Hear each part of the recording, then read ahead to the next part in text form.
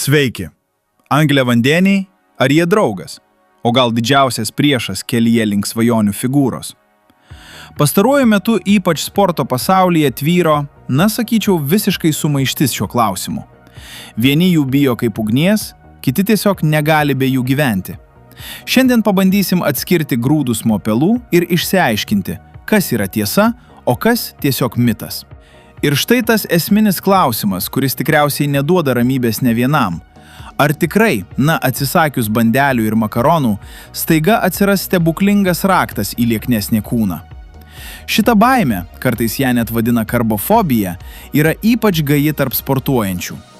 Žinot, atrodo vyrauja toks tvirtas įsitikinimas – mažiau angliavandenių, mažiau riebalų. Bet ar tikrai viskas taip paprasta?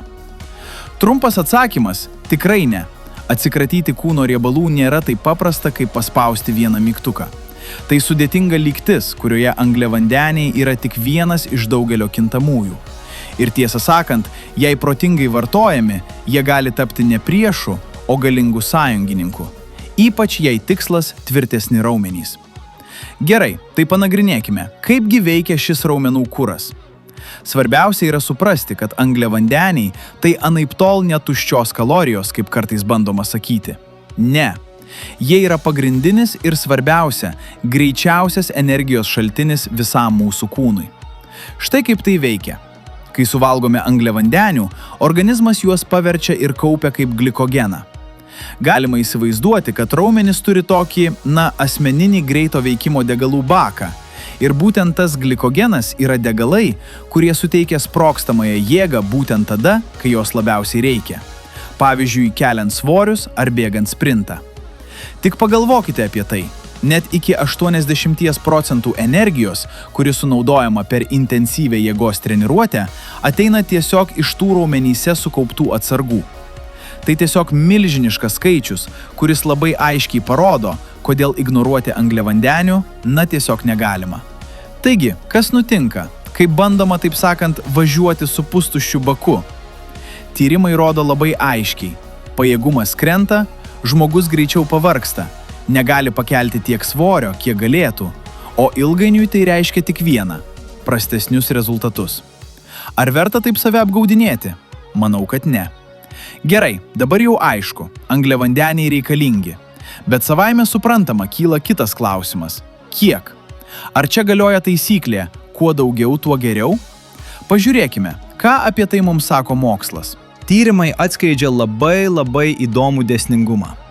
Taip itin mažai angliavandenių turinti dieta, kai ją sudaro, sakykim, tik apie 1/4 kalorijų, akivaizdžiai kenkia sportiniams rezultatams, bet štai kas netikėta, pasirodo, didinant angliavandenių kiekį nuo vidutinio, tai yra 40–50%, iki labai didelio, virš 65%, našumo skirtumas tampa minimalus, o kartais jo tiesiog nebelieka.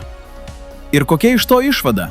Ogi ta, kad siekiant optimalių rezultatų tikrai nebūtina kimšti angliavandenių, lyg rytojus neišauštų daugiau, tikrai ne visada reiškia geriau. Ir dažniausiai to vidutinio kiekio yra daugiau nei pakankamai. Bet kaip rasti tą savo vidutinį kiekį? Čia specialistai pabrėžia vieną dalyką – universalios formulės nėra. Kiekvieno organizmas reaguoja skirtingai, tai priklauso nuo daugybės veiksnių, pavyzdžiui, kaip kūnas apskritai tvarkosi su cukrum kraujyje. Todėl svarbiausia yra ne aklai sekti kažkokiais skaičiais, o išmokti įsiklausyti į savo kūno siunčiamus signalus.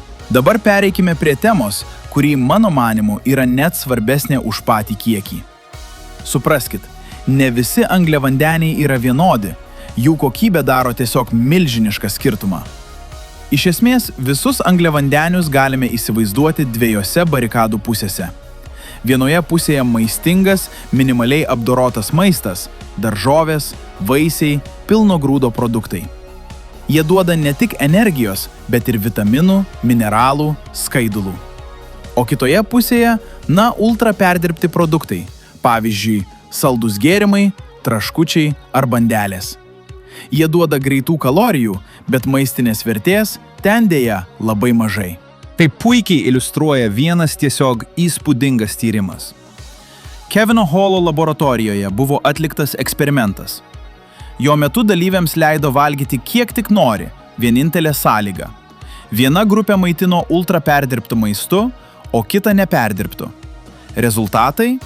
Na, jie kalba patys už save. Pasirodo, ultra perdirbto maisto grupės dalyviai, patys to net nejausdami, per dieną suvartodavo vidutiniškai 500 kalorijų daugiau. Įsivaizduojat? Per 2 savaitės tai virto beveik kilogramų papildomo svorio. Tuo tarpu neperdirbto maisto grupė ne tik kad nepriaugo, bet ar numetė beveik kilogramą. Ir tai įvyko ne todėl, kad jie badavo, o todėl, kad jų kūnas natūraliai reguliavo alkį. Manau, išvada čia akivaizdi. Maisto kokybė yra be galo svarbi. Ultra perdirbtas maistas yra sukurtas taip, kad jo norėtųsi valgyti vis daugiau ir daugiau. Jis tiesiog sutrikdo natūralius apetito reguliavimo mechanizmus ir veda tiesiai į persivalgymą. Gerai, teorija yra aiški, bet kaip visą tai pritaikyti? Na, toje chaotiškoje kasdienybėje yra ir geros naujienos. Tikrai nereikia tapti mitybos fanatiku ar viską apversti aukštyn kojomis. Egzistuoja labai paprastas ir lankstus principas, kuris padeda išlaikyti balansą. Tai vadinama 80/20 taisykle. Ir jos idėja yra tiesiog genialiai paprasta. Įsivaizduokite, kad 80% mitybos sudaro tvirtas pamatas – maistingas, kokybiškas maistas. O likusius 20% galima skirti tam, kas teikia džiaugsmo. Ar tai būtų gabalėlis torto, ar sauja traškučių. Būtent šis balansas yra pats svarbiausias. Ta didžioji dalis užtikrina, kad kūnas gautų viską, ko jam reikia. O ta mažesnė dalis suteikia lankstumo ir padeda išvengti jausmo, kad save kankinate. Ir tai jau ne dieta, o tiesiog tvarus gyvenimo būdas. Ir tai, manau, yra raktas į ilgalaikę sėkmę. Ir retkarčiai suvalgytas picos gabalėlis ar ledų porcija tikrai nesugriaus rezultatų, jeigu bendras kalorijų balansas išlieka tinkamas. Priešingai, toks lankstumas padeda išvengti to plano žlugimo jausmo ir leidžia jo laikytis ilgai. Taigi grįžkime prie pačio pirmo klausimo – draugas ar priešas? Atsakymas, kaip matome, nėra nei tas, nei anas. Angliavandeniai yra tiesiog įrankis ir svarbiausia yra ne jų bijoti, o išmokti protingai jais naudotis. Taigi galbūt reikėtų bijoti ne angliavandenių, o prastos kokybės maisto. Ir dabar tiesiog pagalvokime, kokį vieną, kad ir mažą pokytį, remiantis šią informaciją galima padaryti jau šiandien, kad priartėtume prie savo tikslų.